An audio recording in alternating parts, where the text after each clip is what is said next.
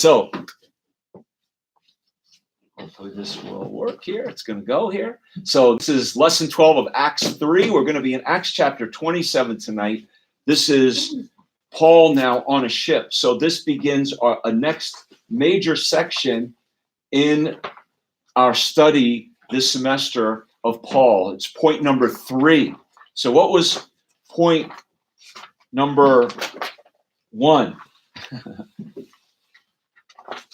As we go back to our outline, is Paul was first defending his faith before the Sanhedrin, and he was where? In Jerusalem. Then they moved him to Caesarea, and he stood civil trial. That was point number 2, and he was in Caesarea standing trial. So again, in Jerusalem, he defended his faith how many times before the Sanhedrin? 1 time, 3 times, or 2 times? 2 specific times, right? So remember the chapter content of Acts. Acts 20, Paul witnesses to the elders of Ephesus and Miletus. That's Acts 20. Also the church service in Troas. Acts 21, Paul goes to Jerusalem and he is promptly arrested. That's Acts 21. He's arrested. Acts 22 is Paul's what? His first defense. He shares his testimony. Very long, a long testimony. Acts 23, he gives his second defense, and there is a 40 people band together, take an oath not to eat until what? Paul is dead. That's Acts 23. That's when they move him out of Jerusalem, bring him to Caesarea, where he stands civil trial before Felix is first, because we remembered that. We're going to remember that because X marks the spot. Felix. That's where he stands first in his civil trial on the X. So I'm trying to help you remember, because I need help, because I got Festus and Felix confused. I wonder why, But X marks the spot, helps me. So in his civil trial, there's 3 parts to that. He stands before Felix in Acts 24. Festus is more prominent in Acts 25. And who's in 26? Agrippa. Now, who's Agrippa's wife? That's what I want to know. Her name is Bernice or Bernice. Yeah. Who is Felix's wife? Drusilla. They're the 2 whose wife is mentioned. Who is the man who saved Paul multiple times from death? The man. Claudius. Cloud. You just remember Cloud. Claudius Lysias.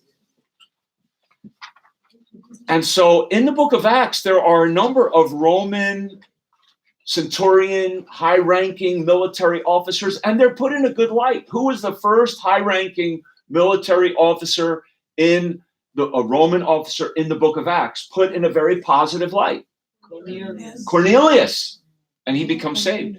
Then we have Claudius Lysias in that whole passage from Jerusalem, and then making sure Paul gets safely to Caesarea. So here we are now.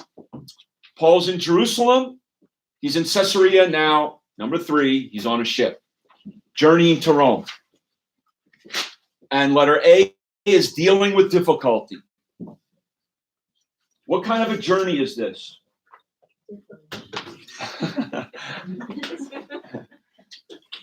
How long of a journey is this? It says it in our book.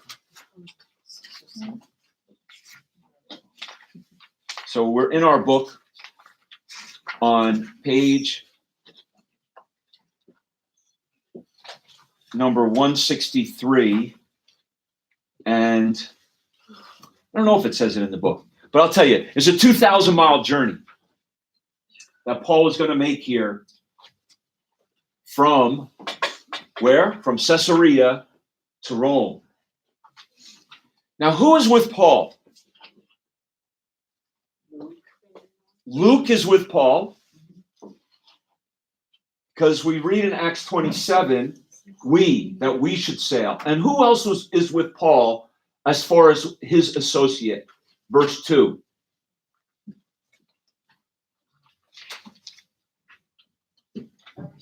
Aristarchus.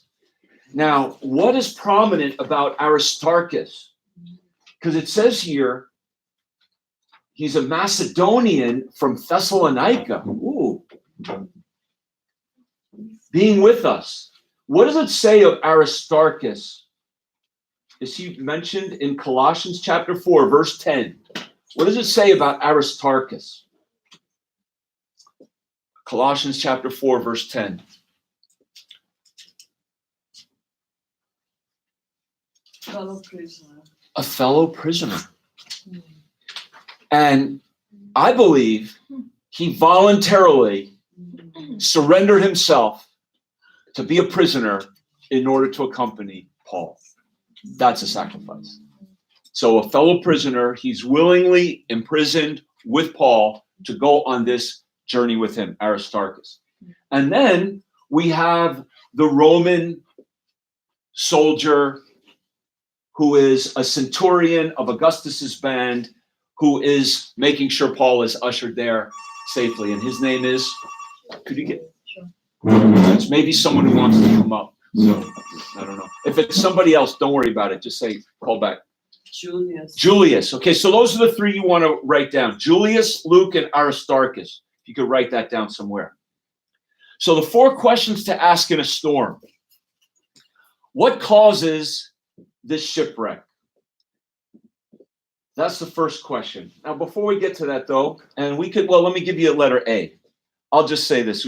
This, like I said, this is not a technical outline because we're already down. This says it's verse 11. But what causes the shipwreck, really?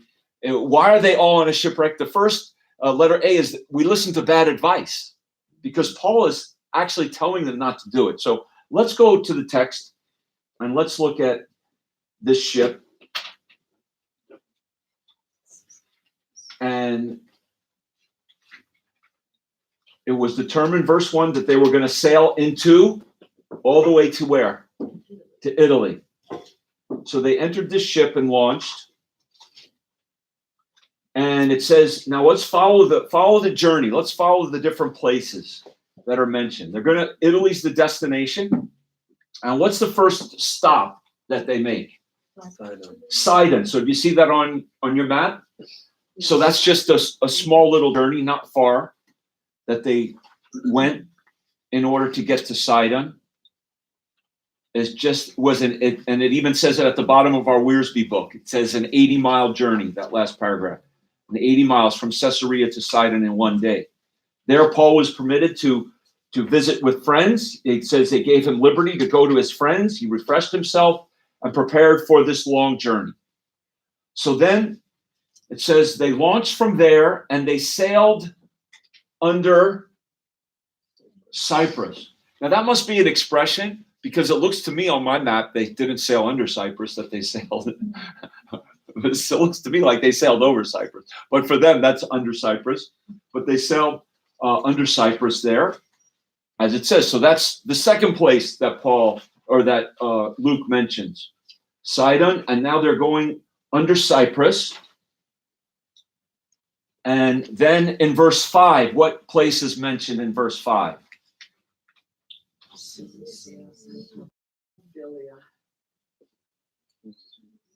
Okay, right?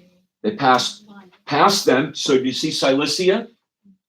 That area of Cilicia, that's kind of like in Galatian area, and then Pamphylia. But then they came to where?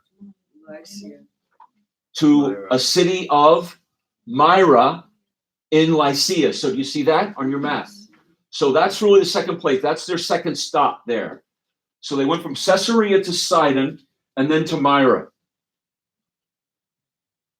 And there they switched ships. And they entered a ship of what? Alexandria. So where is Alexandria? What nation? That's in Egypt. So it was an Egyptian ship. What kind of a ship would this be?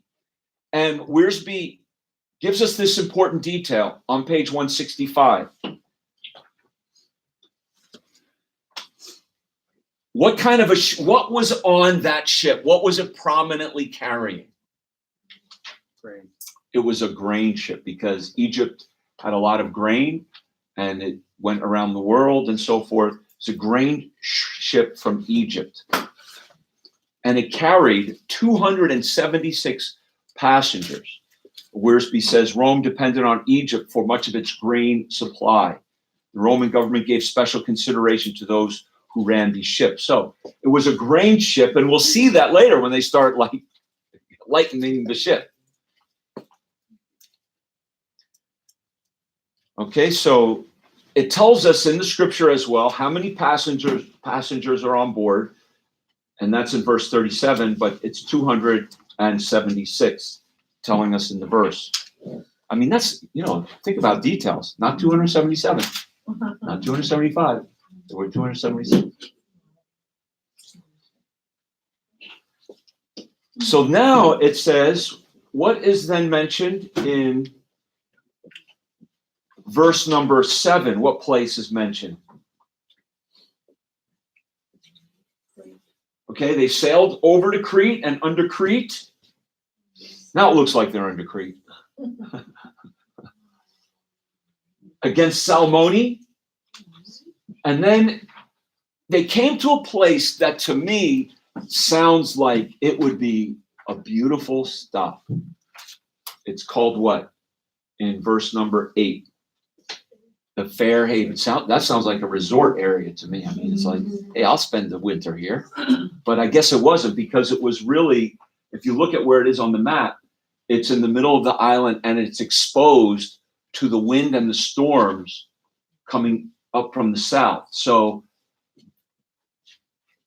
now let's pick this reading up in verse 10. And let's read down to verse 13, if we could do that. Esther, can we start here? And we'll go around and then to the back and then over to this side. Just each read one verse, please. Acts chapter 27, verse 10, and then we'll read maybe down to verse 14. Okay? Verse 10. And said unto them, Sirs, I perceive that this voyage will be with hurt and much damage, not only of the lady and ship, but also of our lives. Okay, Maureen, verse number 11, please. Nevertheless, the centurion believed the master and the owner of the ship more than those things which were spoken by Paul. And because the haven was not commodious to winter in, the more part advised to depart thence also, if by any means they might attain to Phoenix, and there to winter, which is an haven of Crete, and lieth toward the southwest and northwest. Okay, Mary Chris. But not long after there arose against in a tempestuous wind called Euroclydon. Okay, and so then they get caught up in the storm. So what is he saying there? They're in the Fair Havens. Where do they want to go to spend the winter? Because it would be a more secluded and safer area of Crete to spend the winter. They want to go where? Phoenix. They want to go to Phoenix or Phoenice. Do you see that in your map? At the western end of Crete. That's where they're going to go. Did they ever make it? They never made it there. So let me give you a little outline, and you could use it as you like, but I would title this outline, The Winds of Life. So let's look at the different winds Paul faces in this chapter, and then you could make application to life as well. In life, there's different winds. So what are the different winds that Paul faces in this passage of Scripture? The first wind that he faces is in verse 4, when they first launched and they were sailing under Cyprus. What was the wind there? A contrary wind. Sometimes the wind just doesn't blow the way you want it to blow and get you to where you want to go. So it was a contrary wind, and then the result was it detained them. Okay, so then they were sailing along. That's verse 4. What's the second kind of wind that they found? In verse 7. Because what kind of? I'm sorry. Not suffering of the wind. You got to short. You can't say a not suffering wind. No. So, So is a wind that caused them to what? Sail slowly. So it was too soft of a wind. I put a slow wind. So contrary, it was not letting you go in the direction you want. Slow wind, you couldn't get to where you wanted to go in the time that you thought you were going to get there. I'm sure that's happened to you once or twice when you've taken a train. Actually, I went to take the train today. I went up on the Long Island Railroad. I think I was listening to some. I wasn't paying attention, just waiting for my train to come. And all of a sudden, I realized the trains weren't even stopping in Rosedale there today because there was a track malfunction somewhere else. And so I had to call my wife, help, So Debbie rescued me to bring me to another train. But, sometimes you want to get to a place and you don't get to where you want to get, right? Slow, you get there slowly. Okay, so the slow winds. Now, verse 9. They were ready again. This is when they were in the Fair Havens. It was dangerous. The fast was now already past. And it looked like it would possibly be, the way I look at dangerous is like unpredictable. It could be okay, but it might not be. So sometimes life, there's the unpredictable aspect. Okay, so sometimes in life things go against you, or the contrary. Sometimes it's slow. Sometimes I put unpredictable there. That was the word that I chose. You could say dangerous because obviously it says the sailing was now dangerous. It was dangerous because it could go either way. That's the way I look at that. It could go either way. It's kind of like if you want to have a picnic in September, you might have a nor'easter, you might have a hurricane in September, but it might be sunny. You don't know. It's kind of unpredictable. So, but Paul warned them and said, and this is going to be some damage to the ship. But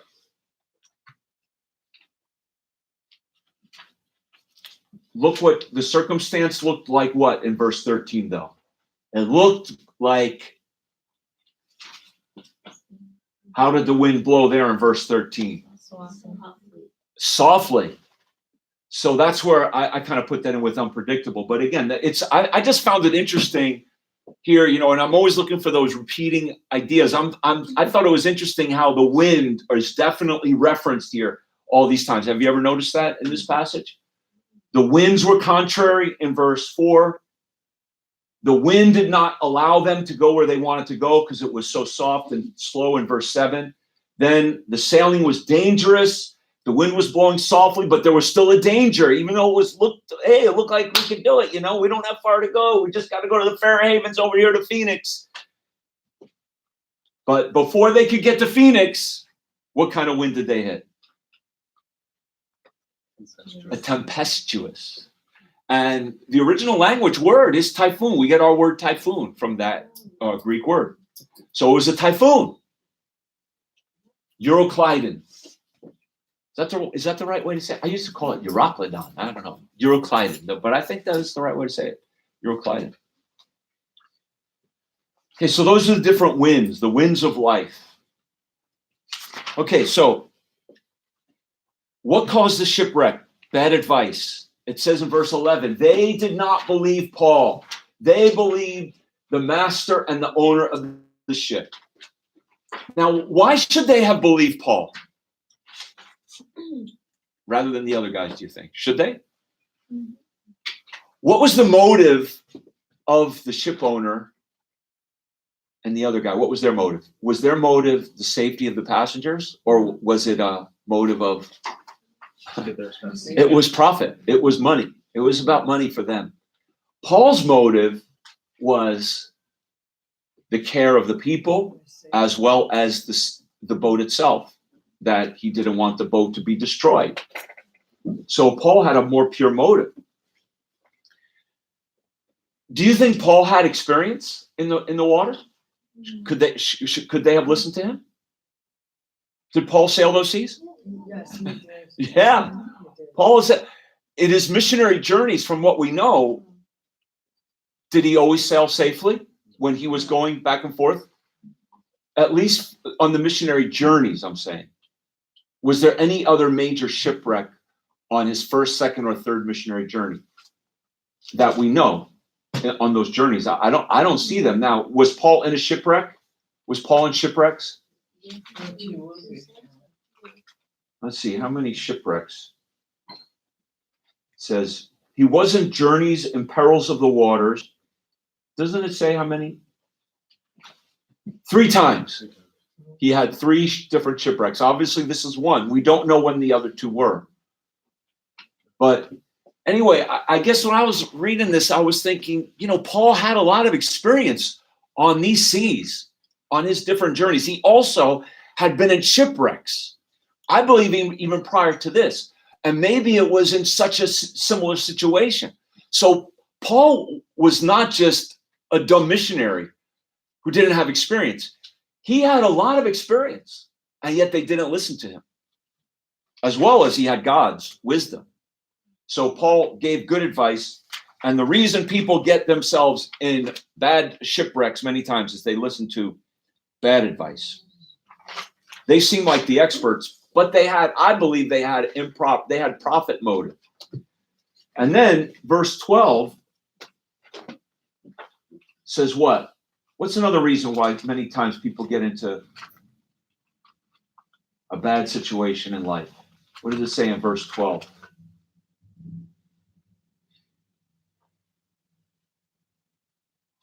Who was advising for them to take this trip? What did it say? It says the more part, the majority. Many times you listen to the majority, you listen to the crowd, you'll end up in the wrong direction. You listen to the majority, especially as a Christian. I mean, we have to remember that narrow is the way that leads to life. Few are they that find it. We have to be careful who we get our counsel from. Get your counsel from godly people. Would that be letter B? Pastor? That's B. Yeah, we follow the crowd or follow the majority. That would be letter B. We follow the crowd, the majority. And letter C is we rely just on the circumstances.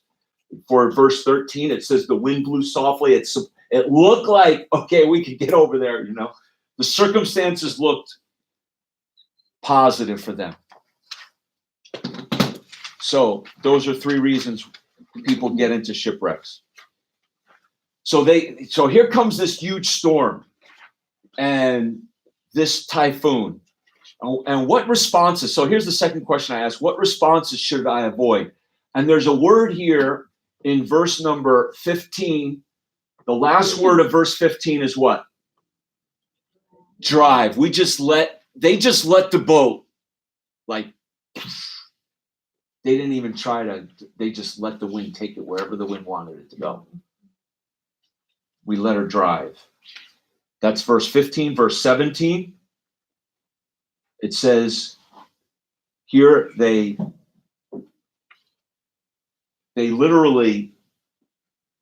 used ropes to keep the ship from breaking apart. Somehow they were able to put ropes around the ship and hopefully keep it tied. It says they used helps undergirding the ship.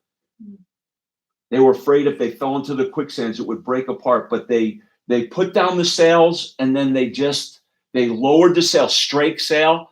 They lowered the sails, and then it says they were just driven. That's, in other words, that would be a little bit scary.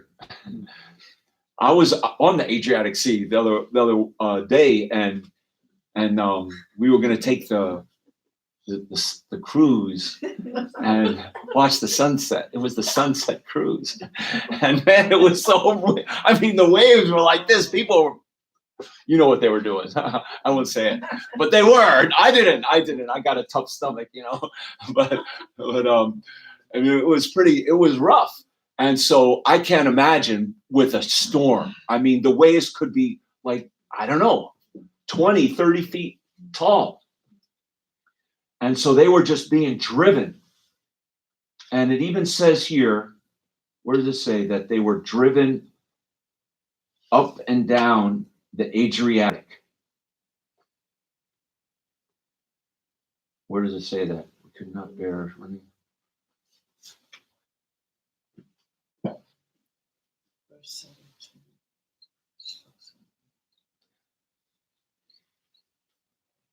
Okay, well, verse 27. verse 27. Yeah, verse 27. The 14th night. 14. Can you imagine? I can honestly, like when we took this little sunset cruise, it sounded so romantic. Going on a sunset cruise, and they were going to feed us all this delicious food, so that we could, you know what, with it. I guess I don't know what we're going to do with that food, you know. But anyway, we went out, and the guy's like, okay, so when we get over to, you know, where we're going, it'll be smooth there. And it was, you know, it was kind of smooth, but then we had to go back. But when we were going back and we were in the middle of the sea, it was really rough. And I was like, how long is this going to be, you know? And it was only like an hour, you know, not even. Can you imagine 14 days driven up and down the Adriatic Sea? So they were driven. So letter A, what responses to avoid in the storm is do not drift, or don't be driven. Don't let the storm drive you. Don't give yourself over to the power of the storm. Be directed by God in the midst of the storm. But they couldn't. I mean, in that sense. So it's probably impossible to actually know exactly where this red line went in reality for Paul, but up and down. It says they were driven up and down, going back and forth, wherever the wind driving them. So then, in the meantime, what did they do? They started like throwing stuff out of the ship. So that's letter B. Don't discard. Don't discard. Don't just start getting rid of everything in your life when you're in the midst of a storm. And so they throw over, what do they throw overboard? In verse number, it says in verse 18, they lighten the ship. And verse 19, what did they throw overboard in verse 19? The tackling. This could be utensils, materials that they needed, you know, for the safety of the ship. And then later on, they threw overboard the food and grain. So they discarded stuff. And then in verse 20, they despaired. So that's letter C. Don't despair. So what responses to avoid? I put don't drift, don't discard, don't despair. Verse 20, they had no hope. People literally gave up hope. All hope that we should be saved was taken away. So where does the hope come from in that situation? When people have no hope to live, they're just getting rid of everything. They feel like they'd be better off dead. That's how the people felt. I'll be better off dead. Have you ever felt that way? Sometimes God's people, somebody just told me that last night. They don't want to get up in the morning and don't want to live. So number 3 is, what must I remember in the storm? What must I remember in the storm? Verse 22, we have to remember that storms cannot hide the face of God. In the midst of this storm, the hope comes from the man of God, the Christian, the believer. Even when we're in the midst of the storms, we have to keep hope because we have hope in Jesus, right? So he says, be of good cheer in the midst of the storm. Wow. There shall be no loss of life, but of the ship. So storms cannot hide the face of God. And he says, the angel of the Lord stood by me, whose I am and whom I serve. So who was this angel of the Lord that spoke to him? Whose I am and whom I serve. Jesus. I believe it was Jesus who spoke to him and said, fear not, Paul. Thou must be brought before Caesar, and lo, God hath given thee all them that sail with thee. So letter B is, storms cannot change the purposes of God. God had told Paul he was going to get to where?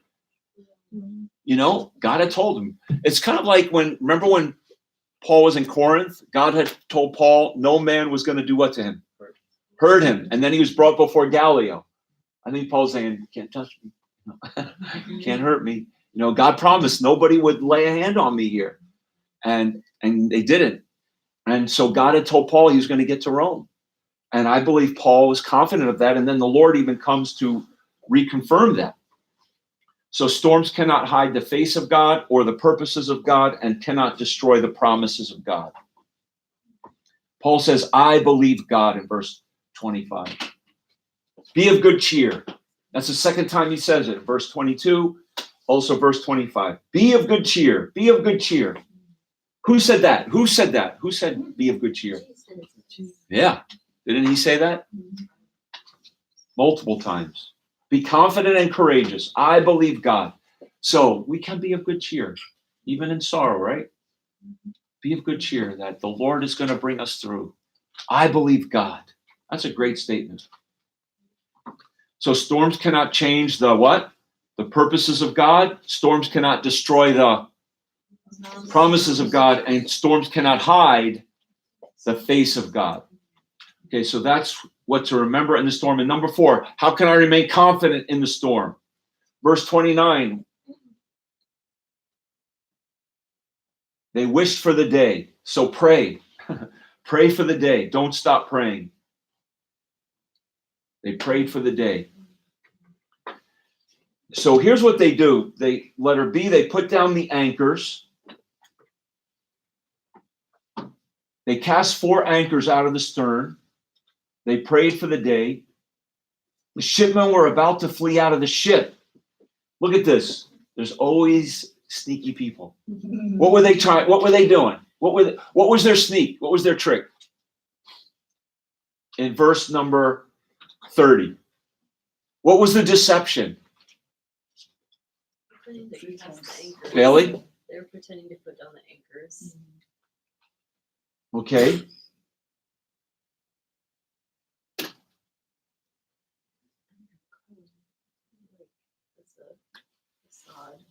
Yeah. So but they pretended to cast down the anchors, right? But they were really doing what? Putting down a boat, and they were going to get away. So, and they were the shipmen. They were the ones who understood the ship and the sea, and but they were just thinking about themselves. And so Paul says they have to stay in the boat. If you want to live, except these abide in the ship, you cannot be saved. So, sometimes when you're in the storm, put down the anchors, but stay in the boat. That's the thing. Don't jump ship. Don't jump ship. Don't do something especially against the will of God, against the counsel of God's man. So Paul says, unless they stay in the ship, they'll not be saved. And then verse 33, 34, what does Paul tell them to do? What to do? This is just practical advice now. When you're in a storm, what do you have to do? Yeah.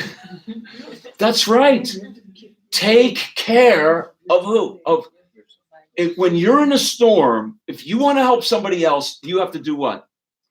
You have to take care of yourself. It's kind of like when you're on the plane and they're giving you those directions that you've heard 1,000 times and you're not going to listen. But they always say if you're next to a child and there's a loss of air pressure in the cabin and the air mask goes down, who do you help first? Yourself. Yeah, yourself, and then help somebody else. So that's really what Paul's saying. Take care of yourself. Get something to eat. You've gone 14 days without food. Okay, take care of yourself. And then letter E, they basically just faced the storm and head on. They just took it. They put down the anchors, and then in verse 40, it says they took up the anchors, they committed themselves, and they made to the shore. And they just faced the storm head on. After they got something to eat, they lightened the ship, and then they put up the anchors, and then they said, boom, here we go. This is it. And then the ship hit the ground, and it broke. As the ship hit you can picture it, right? The ship hit the ground, and then the wind and the waves were so powerful. It did what to the ship? Just smashed it apart, smashed everything apart, and so now they were in the water. The soldiers said, "Kill the prisoners," but the centurion said no. The centurion said no. Swim. So swim with your whole life, depending on it. And here's the only board in the Bible. Here's the only deacon board. No, actually, it's an apostle board. For the apostle, grab the board. That's why we don't call our deacons a deacon board, because this is the only board in the Bible right there. In verse 44. And the rest, some on boards. And some on broken pieces of the ship. So it came to pass that they escaped all safe to land. So, okay, so that's the notes here. Let me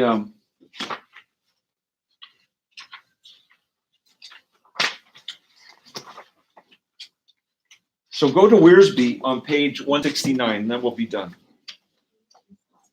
On page 169. And Micah, could you read there from the first paragraph down before leaving this exciting section? Can you just read all the way to the end of that section? Before leaving this exciting section of Acts, we should note some practical lessons that it teaches us. First of all, storms often come when we disobey the will of God. Jonah is a good example of this truth. However, it was not Paul who was at fault, but the centurion in charge of the ship. We sometimes suffer because of the unbelief of others. Second, storms have a way of revealing character. Some of the sailors selfishly tried to escape. Others could only hope for the best, but Paul trusted God and obeyed his will. Third, even the worst storms cannot hide the face of God or hinder the purposes of God. Paul received the word of assurance that they needed, and God overruled so that his servant arrived safely in Rome. Finally, storms can give us opportunities to serve others and bear witness to Jesus Christ. Paul was the most valuable man on the ship. He knew how to pray, he had faith in God, and he was in touch with the Almighty. Okay, so I underline those things about storms. They come often, not all the time, when we disobey the will of God. They have a way of revealing our character. That's true. What we really are comes out in the storm. What's the illustration of that? A tea bag. When you put a tea bag in the heat, in the hot water, the hot water brings out what's on the inside. So, sometimes the pressures of life bring out what we really are. But they cannot hide the face of God. So we can always trust him and his purposes, and it will give an opportunity. Look for the opportunity in the storm. Okay, so that's Acts 27. Are there any questions or comments that you have about this chapter? We have one chapter to go. Next week, we will finish Acts 28 next week. And have a good night. God bless you all.